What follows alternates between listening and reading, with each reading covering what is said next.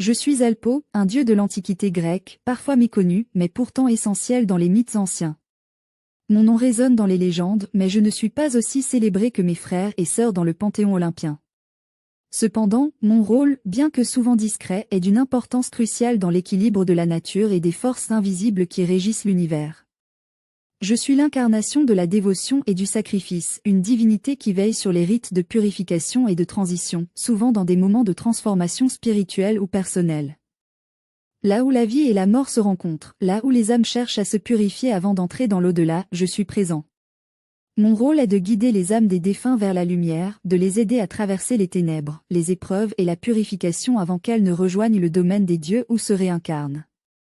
Ma nature est également liée aux forces de l'ombre et des ténèbres.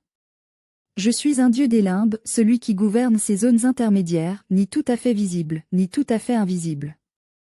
Dans cet entre-deux, je suis le maître des transitions. Non pas un dieu de la guerre ou de la colère, mais un être qui accompagne les individus dans leur passage.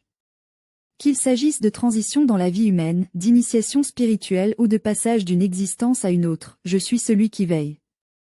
On me connaît dans certaines traditions comme étant un dieu capable de guider les âmes perdues. Il est dit que lorsqu'un mortel se trouve dans une situation où il est sur le point de faire une grande transition, qu'elle soit psychologique, spirituelle ou même physique, je suis celui qui l'accompagne dans son voyage.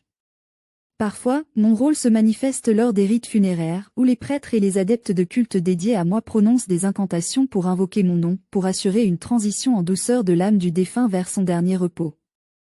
Mon temple se trouvait autrefois dans une vallée isolée, loin de la civilisation, un lieu calme où le bruit des rivières et des forêts favorisait la méditation et la contemplation. C'était un espace de tranquillité, où l'on venait chercher la paix intérieure. Le calme régnait, et les voyageurs venaient à moi, cherchant conseil ou réconfort dans les moments difficiles. Mes adorateurs croyaient que c'était dans le silence que l'on pouvait entendre ma voix et comprendre mes volontés. Je ne suis pas un dieu de grande démonstration de pouvoir. Mon domaine est celui de la discrétion, de la transformation intérieure et de l'accompagnement dans les moments où les gens se retrouvent face à leurs propres ténèbres.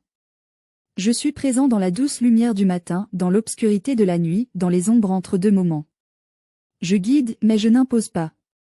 J'accompagne sans forcer, mes chemins sont subtils, mes signes imperceptibles pour ceux qui ne sont pas prêts à les voir. Il y a aussi un aspect de moi que l'on oublie parfois, celui de ma capacité à guérir.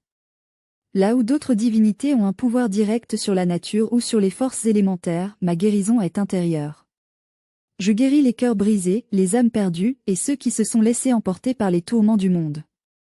Ma médecine est spirituelle, un baume pour ceux qui ont besoin de trouver la paix en eux-mêmes. C'est une guérison qui demande patience et persévérance, car elle prend racine dans la profondeur de l'âme. Le plus grand des défis pour moi est de convaincre ceux qui viennent me trouver de lâcher prise. La véritable guérison ne se fait pas par la force, mais par l'acceptation de la vulnérabilité. Je suis celui qui invite à l'introspection, à la contemplation des blessures profondes, pour que celles-ci puissent être guéries et laissées derrière.